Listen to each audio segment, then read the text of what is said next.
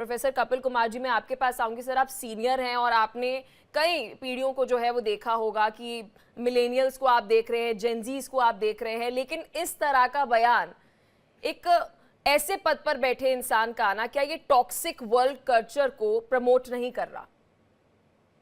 देखिए, सबसे पहले तो मैं कहूंगा कि ये साहब सठिया गए हैं और इन्हें किसी मेंटल अस्पताल में जाकर के अपने को दिखाना चाहिए। मतलब क्या बयान दे रहे हैं कि घर पे क्या करते हो, पत्नी को कब तक निहारोगे? मतलब इसका अपनी तो जिंदगी कोई है नहीं। पैसे की हवस में ये लोग 26 घंटे जो है इसी में लगे रहते हैं कि क्या बिजनेस करेंगे, कैसे पैसा कमाएंगे। अपने घर वालों को सिर्फ ये गाड़ी दे देंगे, फैसिलिटीज दे देंगे, सब कुछ दे देंगे। इनकी अपनी तो फैमिली कोई लाइफ है नहीं। तो इसका मतलब क्या दूसरे किसी की भी फैमिली लाइफ नहीं है, किसी के बच्चे नहीं है, किसी के घर पे और 10 काम नहीं है, है? और इनके लिए तो 50 नौकर काम करने वाले हैं, जो और एम्प्लॉइज काम करते हैं वो उनके लिए 50 नौकर वहां पे लगे हुए हैं जो वो काम करेंगे आकर के। एक दिन अगर उन्हें मिलता है इतवार का या काम करने का, तो उस दिन भी वो इसकी चाकरी करेंगे आके। इसने बंधुआ मजदूर समझ लिया है भारतीयों को। जरा विदेश में जाके इस बयान को जाके तो देखे। इस इंडस्ट्रियलिस्ट से कहो कि विदेश में जाके एक इंडस्ट्री लगाए और वहां पे ये कहे कि 8 घंटे से ज्यादा अगर ये काम लेगा एम्प्लॉइज से, तो इसको बंद कर दिया जाएगा लेबर कानून के अंदर। यहाँ ये लोग अपनी ये जो इनकी बोलने की स्वतंत्रता है ना, उसका फायदा उठा के ये एक और अराजकता इस देश में फैलाना चाहते हैं पूरी लेकर के। देश के मजदूर, देश के जो और कर्मी हैं, वो बंधुआ मजदूर नहीं है इसके कि इस तरीके से देश में कुछ कानून है लेबर को लेकर के। और इसके कानूनों के पीछे एक बड़ा लंबा इतिहास है। जब से औद्योगिकरण शुरू हुआ तब से बड़े संघर्ष हुए हैं इन सब चीजों के पीछे। जो ये बात कही जाती है कि सारे एम्प्लॉइज को सुविधा दो, उनको घर भी दो, इंडस्ट्री के पास रखो, सब कुछ करो, मेडिकल सुविधाएं दो, सब कुछ दो, इससे कोई पूछे बेवकूफ आदमी से कि इस तरीके का बयान ये दे रहा है। और देखिए, ये हर व्यक्ति की अपनी क्षमता है। कई बार मैं भी इतवार को काम करता हूं, मैं भी जाता था अपने विश्वविद्यालय में, काम करता था बैठ के काम के हिसाब से। लेकिन इसका मतलब ये नहीं कि मैं अपने मेरे साथ में जो स्टेनो है या और कोई कंप्यूटर ऑपरेटर है, मैं उसको भी कहूं कि तुम आके 7 दिन काम करो। अरे तुम काम करते हो 7 दिन, किस लिए काम करते हो? पैसा कमाने के लिए काम करते हो, तुम हवस है तुम्हारी। और देखिए, इनकी पैसे की हवस की कोई अंत नहीं होता इनका। अगर इन पे 10 करोड़ रुपए है तो ये 20 करोड़ करेंगे। ये उनको अपनी कमर में साथ लेकर के जाएंगे ट्रैवल करके। राहुल लाल जी, मैं आपकी प्रतिक्रिया चाहूंगी, क्योंकि ये पहली दफा नहीं है कि इस पद पर बैठा कोई शख्स इस तरह का बयान जो है वह दे रहा हो। यहाँ पर हम एस.एन. सुब्रमण्यम की बात कर रहे हैं, इससे पहले हम गौतम अडवाणी की अगर बात करें, उनकी तरफ से बयान जो है वह सामने आया। उसके साथ साथ अगर हम बात करें तो इन्फोसिस के जो को फाउंडर हैं, उनकी तरफ से भी, नारायण मूर्ति की तरफ से बयान जो है वह सामने आता है। क्या लगता है कोई स्ट्रिक्ट एक्शन अब लेना चाहिए कि आप इस पद पर बैठे हैं, आपका बयान अगर दिया जा रहा है उसके मायने हैं, उसकी इम्प्लीकेशंस है? देखिए, इनका तो संज्ञान। राहुल जी से प्रतिक्रिया लेना चाहूंगी सर, फिर मैं आपके पास आऊंगी। जी राहुल जी। देखिए पलक जी, जो बयान है वो बेहद घटिया किस्म का बयान है। पहले तो देखिए, एक नारायण मूर्ति जी कहते हैं कि 70 घंटे काम कीजिए, अब ये कह रहे हैं कि 90 घंटे काम कीजिए।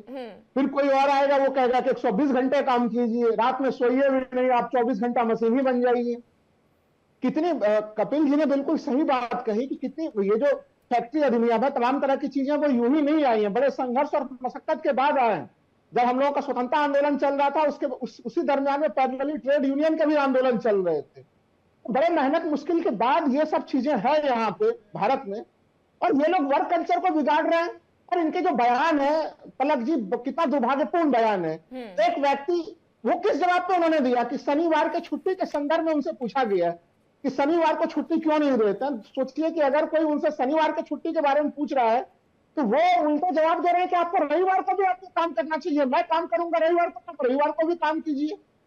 इंसान को इंसान रहने दीजिएगा कि उनको रोबोट बनाने पर लगे पड़े हुए हैं। नोएडा शहर में हम अभी कुछ महीने पहले यहाँ पे देखिए, जब इसके पहले नारायण मूर्ति का बयान आया था, ये जो बड़े इस तरह के जो बड़े लोग हैं, जब वो बयान देते हैं तो दूसरे छोटी कंपनियों वाले लोग को सबसे पहला अनुसरण शुरू कर देता है पलक जी। नोएडा में एक कंपनी ने सर्वे किया, सर्वे करके उन्होंने अपने कर्मचारियों के बीच में सर्वे किया कि किनका किनका मेंटल हेल्थ सही नहीं है। उन्होंने अपना सर्वे में यह पूछा कि आपके मेंटल हेल्थ को दूर करने के लिए हम सर्वे कर रहे हैं। और सर्वे में जिन कर्मचारियों ने स्वीकार किया कि वो मेंटल हेल्थ से परेशान है, डिप्रेशन के परेशान है, वो उन्हें फायर कर दिया। तो आप सोचिए कि अगर वो 70 घंटे के बयान के बाद तो जमीन पर हम लोगों ने पलक जी ये घटनाएं देखी, तो अब इसके बाद किस प्रकार की अमानवीय स्थिति बनेगी। मैं तो डिमांड करता हूं, कपिल जी की बातों से पूर्णतः सहमत हूं कि अब ऐसे लोगों के ऊपर, ऐसे बयानवीर लोगों के ऊपर कठोर से कठोर कार्रवाई करने का समय आ चुका है। आप अगर ये बयान दे रहे हैं कि रविवार को घर में बैठे हुए आप अपनी पत्नी को निहार रहे हैं, पत्नी आपको निहार रहे हैं, आपको क्या दिक्कत हो रही है? क्या आप लोगों के जो स्वाभाविक मानवीय जीवन शैली है उसके ऊपर आप प्रश्न उठा रहे हैं? सप्ताह में एक दिन अगर किसी को छुट्टी मिलती है पलक जी, तो आप बताइए वो कब अपने बच्चों को समय देगा, कब अपने मित्रों को समय देगा, कब अपने परिवारजनों को समय देगा? मनुष्य एक सामाजिक प्राणी है, इस चीज को हम लोगों को भूलना नहीं पड़ेगा। उसको आप केवल काम करने वाले इकाई के रूप में बना देंगे तो फिर आप सोचिए कि क्या स्थितियां बनेगी। हम लोग तो वैसे ही सामाजिकता के दौर से अंधानुकरण में आगे, हम लोग के सामाजिक जीवन खत्म होते चले जा रहे हैं। इन बयानों के बाद से फिर वो भी जो थोड़ी मोड़ी जीवन बची है वो भी खत्म हो जाएगी। इंसान को इंसान रहने का अधिकार है या नहीं है, ये सवाल होने चाहिए और इनके ऊपर कठोर कार्रवाई होनी चाहिए। इस तरह के बयानों के लिए इस देश में जगह नहीं होनी चाहिए। पलक जी, कपिल जी, चीन का जिक्र करते हुए नजर आया कि जी देखिए चीन के अंदर जो विकास हो रहा है और देश जो है वो एक तरीके से विकसित होने चला है, अमेरिका को भी पीछे छोड़ रहा है। वो इसलिए क्योंकि यहाँ पर जो लोग हैं वो वर्कोहॉलिक हैं, इतने घंटे काम वो वहां पर करते हैं। वो इसका भी उदाहरण देते हुए नजर आए। बिल्कुल गलत।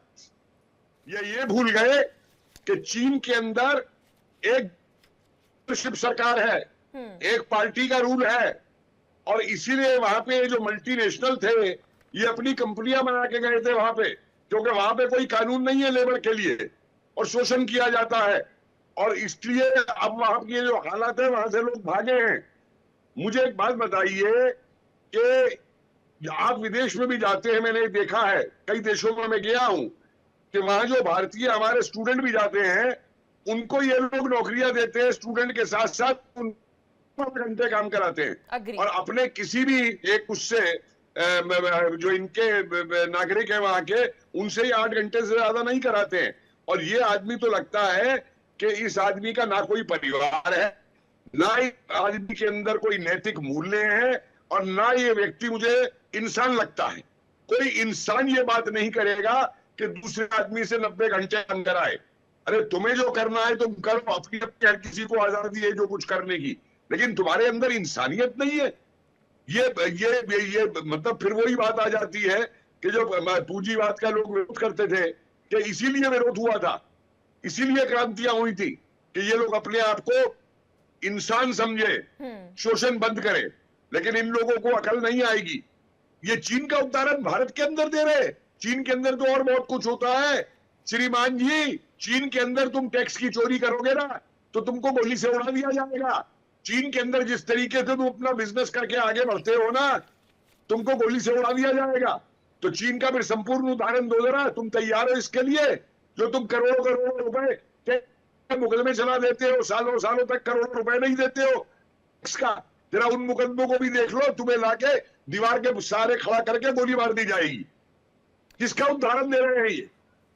लेकिन राहुल लाल जी देखिए, यहाँ पर हम सभी इस बयान से रुष्ट और सहमत नहीं है। राहुल जी, इस पर मैं आपकी प्रतिक्रिया चाहूंगी। अब किया क्या जाए, क्योंकि अभी भी बहुत सारी ऐसी कंपनीज है जहां के मालिक, जहां के सीईओज, जिनकी विचारधारा ऐसी है कि हमारे एम्प्लॉयज जो हैं उन्हें सैटरडे को ऑफ नहीं मिलना चाहिए, संडे भी अगर काम कर पाए तो अच्छी बात है, और 90 घंटे के टारगेट जो है ये सेट कर रहे हैं।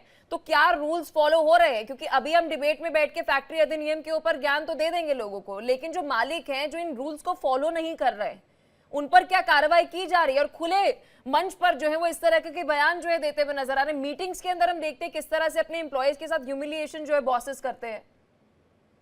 पल्लव जी, आप बिल्कुल सही कह रहे हैं। वो तो बिल्कुल मीटिंग के दरमियान में गाली गलौज की भाषा का प्रयोग कर रहे हैं।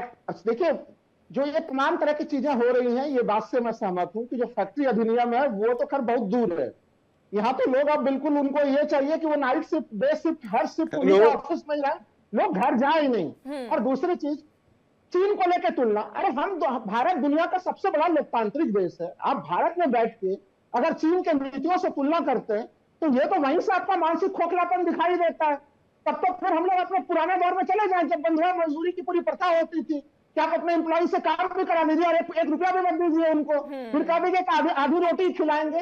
देखिए, जब देश में उदारीकरण, निजीकरण की तमाम तरह की चीजें आ रही थी पलक जी, उस समय जब उसका मूल्यांकन हो रहा था 91 के दौर में, तब ये चीजों की हो रही थी कि जब पूंजीपति आएंगे, नव उदारवाद आएगा तो उसके साथ ये समस्याएं आएंगी, और उससे कैसे निपटा जाए तब कहा जा रहा था कि उसमें सरकार इंटरवेंशन करेगी उस घटनाओं में, जब अगर वो सीमा रेखा का उल्लंघन करके कर्मचारियों का शोषण करेंगे। हमें लग रहा है पलक जी कि अब वो समय आ चुका है।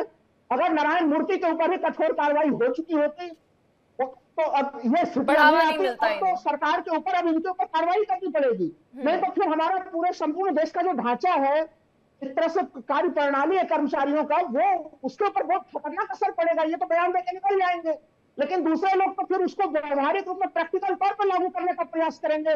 और इसे किसी ने प्रैक्टिकल तौर पर अगर 10-15% भी अपनाने का प्रयास किया तो सोचिए कि ये हमारे लिए कितनी मुश्किल चीज है, हमारे भविष्य के लिए कितना मुश्किल चीज होगा। अगर प्रधानमंत्री सपना देखते हैं विकसित भारत 1947 का, 2047 का सपना देखते हैं, तो क्या हम अपने अगली पीढ़ी को क्या देने जा रहे हैं? आज सोचिए कि मदर फादर दोनों समूह के पेरेंट्स नौकरी कर रहे हैं, वो अपने बच्चों के साथ समय व्यतीत नहीं कर पा रहे हैं। अब कहा संडे को भी काम करो, मंडे को भी काम करो, रोज काम करो। माता पिता, एक व्यक्ति कितने भूमिकाओं में होता है पलक जी? हम लोग एक साथ कम से कम एक अलग अलग दर्जनों भूमिका में, पिता भी है, पुत्र भी है, पति भी है, पत्नी भी है, सब तमाम भूमिकाओं के साथ है, दोस्त भी है, मित्र भी है। इन भूमिकाओं के लिए समय कब दे पाएंगे हम लोग? कोई समय पूछे सुब्रमण्यम जी से कि लेकिन हम अपने लेकिन सामाजिक देखिए, जीवन यहाँ को पर जिएंगे? यहाँ पर जिक्र सिर्फ सर एक बॉस का जिक्र नहीं कर रहे। मैं बॉस का बार बार इसलिए यहाँ पर बोल रही हूँ क्योंकि ये तो कंपनी के मालिक हैं और ये तो चाहेंगे कि मैक्सिमम जितने हम अपने एम्प्लॉय से ले सके बेहतर है। लेकिन सर यहाँ पर अडानी की भी अगर मैं बात करूँ, वो तो यहाँ तक भी बात कह रहे कि अब 8 घंटे भी अगर घर पर रहेंगे तब भी आपकी बीवी भाग जाएगी। ये क्या पर्सनल कमेंट्स क्या कर रहे हैं कि बीवी की शक्ल आप निहारते रहेंगे? वो मेरा समय है, मैं बीवी की शक्ल निहारूं, बच्चों की शक्ल निहारूं, गर्लफ्रेंड की शक्ल निहारूं, जिसकी भी शक्ल निहारूं, दैट इज वेरी सब्जेक्टिव। आप पर्सनल बिलो द बेल्ट क्यों कमेंट कर रहे हैं? ये इतनी कहां से इन्हें इतनी हम कह रहे शेयर मिल रही है इन बॉसेस को कि इस तरह के बिलो द कमेंट जो कमेंट्स है वो खुले मंच पर कर रहे हैं?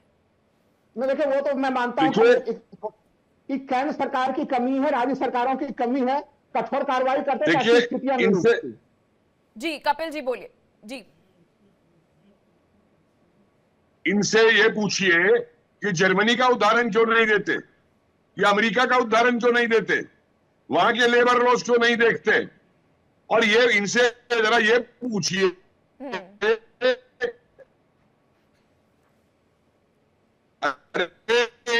इनके सीसीटीवी लगवा दीजिए, बड़े पाशा बन रहे हैं यहाँ पे।